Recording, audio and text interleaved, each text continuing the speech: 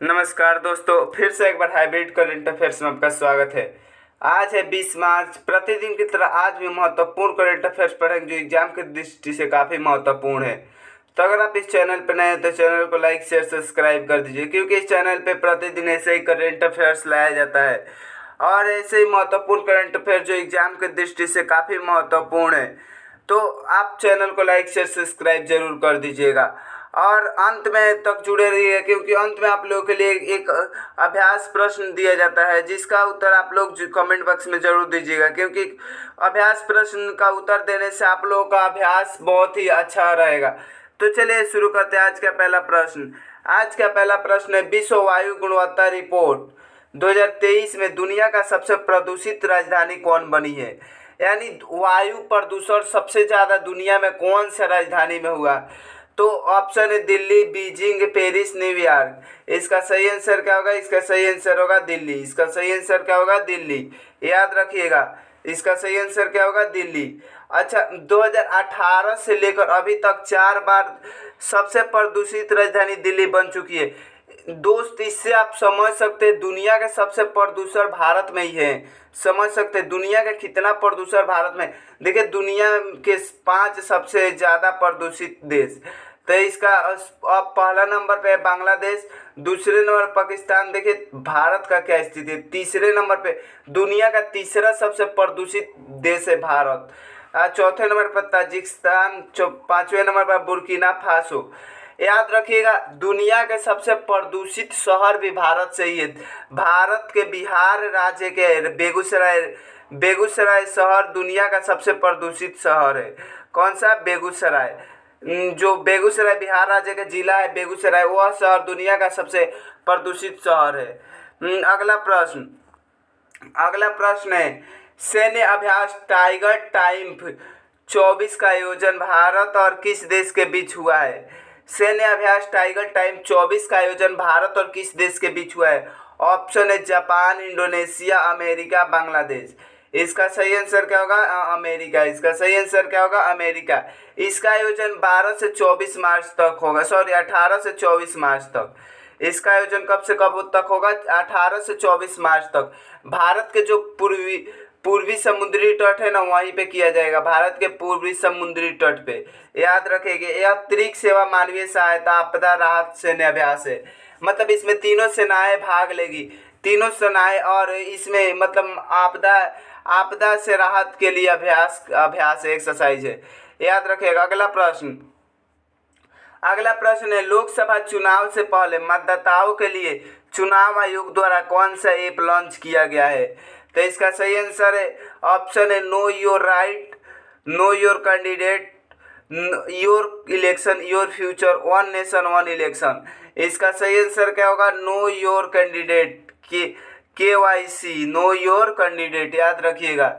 तो know your candidate, यह app किस लिए लॉन्च किया गया है ये भी जान लीजिए। इस ऐप के माध्यम से अगर आपके क्षेत्र में कोई मतलब उम्मीदवार खड़ा होता है तो उस उम्मीदवार के बारे में इस ऐप से आप जानकारी प्राप्त कर सकते हैं कि वो उनके ऊपर कितने आपराधिक मामले दर्ज हैं। याद रखिएगा, उसके आपराधिक मामले के बारे में जानकारी पता कर सकते हैं। चलिए अगला प्रश्न है, पूर्वोत्तर खेल 2024 का तीसरा संस्करण किस राज्य में हुआ है?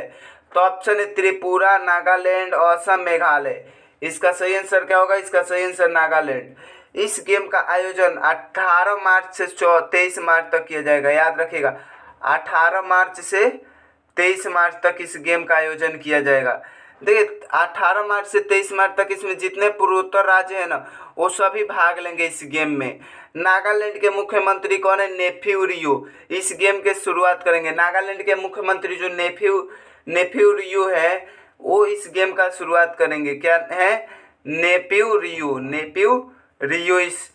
ये नागालैंड के मुख्यमंत्री हैं, यो इस गेम के शुरुआत करेंगे। अगला प्रश्न, विनय कुमार किस देश में भारत के नए राजदूत बनाए गए हैं? याद रखिए कि विनय कुमार किस देश में भारत के नए राजदूत बनाए गए? ऑप्शन अमेरिका, जापान, रूस, फ्रांस। इसका सही आंसर क्या होगा? सही आंसर होगा रूस। इसका सही आंसर क्या होगा? रूस। याद रखिएगा, रूस। अच्छा, इससे पहले इससे पहले विनय कुमार जो है, विनय कुमार वो म्यांमार में भारत के एम्बेसडर रहे हैं, जो हाल ही में रूस के जो राजदूत बने हैं। रूस से राजदूत बनने से पहले म्यांमार में भारत के एम्बेसडर के रूप में कार्यरत थे, याद रखिएगा। और रूस के जो राजदूत बने, इससे पहले रूस के राजदूत कौन थे तो ये भी याद रखिएगा। इससे पहले रूस के राजदूत पवन कपूर थे, वो पवन कपूर के स्थान लेंगे। पवन कपूर के स्थान कौन लेंगे? विनय कुमार, याद रखिएगा। अगला प्रश्न है, आप लोग देखिए, आप लोग को हम कल ही बताए थे कि जो तेलंगाना के राज्यपाल और पुडुचेरी के उप राज्यपाल ने अपने स्थान से कार्यकाल से त्याग पत्र दिया है, याद रखिएगा। अपने थी से कौन त्याग पत्र दिया था? तमिलसाई सौंदरराजन। कौन? तमिलसाई सौंदरराजन, याद रखिएगा। वो त्याग पत्र दी थी। अच्छा, तो त्याग पत्र जब दी थी तो राज्यपाल, जो राज्य का राज्यपाल है और केंद्र शासित प्रदेश में उप राज्यपाल है, उसका पद खाली रहेगा। उस पद को भरने के लिए कौन पद ग्रहण करेंगे? जैसे आप क्वेश्चन क्या पूछ रहे हो वैसे ही, तेलंगाना के राज्यपाल और पुडुचेरी के उपराज्यपाल के पदभार किसे दिया गया है? तो ऑप्शन है सीपी राधाकृष्णन, पीएस श्रीधर पिल्लई, विश्वभूषण हरिचंदन, थावरचंद गहलोत। तो इसका सही आंसर क्या होगा? सीपी राधाकृष्णन। सीपी राधाकृष्णन वर्तमान में झारखंड के भी राज्यपाल है, याद रखिएगा। झारखंड के राज्यपाल है, याद रखिएगा। अगला प्रश्न है, किस देश ने पोखरा को अपनी पर्यटन राजधानी बनाया है? किस देश ने पोखरा को अपनी पर्यटन राजधानी बनाया है? इसका ऑप्शन है नेपाल, अफगानिस्तान, बांग्लादेश, भूटान। इसका सही ऑप्शन क्या होगा? नेपाल। इसका सही आंसर का ऑप्शन क्या होगा? नेपाल, याद रखिएगा। पर्यटन राजधानी, अच्छा क्यों? इसका उद्देश्य क्या है? तो पोखरा को पर्यटन को बढ़ावा देना, मतलब पोखरा में पर्यटन को बढ़ावा देना, याद रखिएगा। और अंतर्राष्ट्रीय स्तर पर पोखरा को एक पहचान दिलाना, अंतर्राष्ट्रीय स्तर पर पोखरा जो स्थान है उसको पहचान दिलाना। अंतर्राष्ट्रीय प्रसन्नता दिवस कब मनाया जाता है? तो ऑप्शन है 18 मार्च, 19 मार्च, 20 मार्च, 21 मार्च। इसका सही आंसर क्या होगा? 20 मार्च। इसका सही आंसर क्या होगा? 20 मार्च, याद रखिएगा। इसका थीम क्या है? अंतर्राष्ट्रीय प्रसन्नता दिवस का थीम क्या है? तो खुशी के लिए पुनः जुड़ना, लचीले समुदाय का निर्माण करना, याद रखिएगा। अगला प्रश्न एआई गेमिंग एजेंट, क्या एआई गेमिंग एजेंट सीमा किसके द्वारा लॉन्च किया गया है? तो ऑप्शन है Microsoft, Meta, Google, deep mind, Infosys. तो इसका सही आंसर क्या होगा? Google deep mind. इसका सही आंसर गूगल डीप माइंड। सीमा एक वीडियो गेम खेलने के लिए जो सीमा है वो क्या है? तो वीडियो गेम खेलने के लिए अधिक मानवीय दृष्टिकोण लाने के लिए डिजाइन किया गया है सीमा को, याद रखिए। अगला प्रश्न, आज का लास्ट प्रश्न देखिए दोस्त, प्रतिदिन आप लोगों के लिए 10 प्रश्न लाया जाता है। आप जो मेरे रेगुलर स्टूडेंट होंगे, प्रतिदिन सुबह करंट अफेयर्स पढ़ते होंगे, जब भी करंट अफेयर्स हमारे रेगुलर पढ़ते होंगे तो उन्हें पता होगा प्रतिदिन 10 महत्वपूर्ण करंट अफेयर्स लाया जाता है। उससे जुड़ी कई फैक्ट करंट का लाया जाता है जी, जो एग्जाम में कैसे भी पूछ सकता है। हम तरीका भी बताते हैं कैसे पूछ सकता है कैसे नहीं।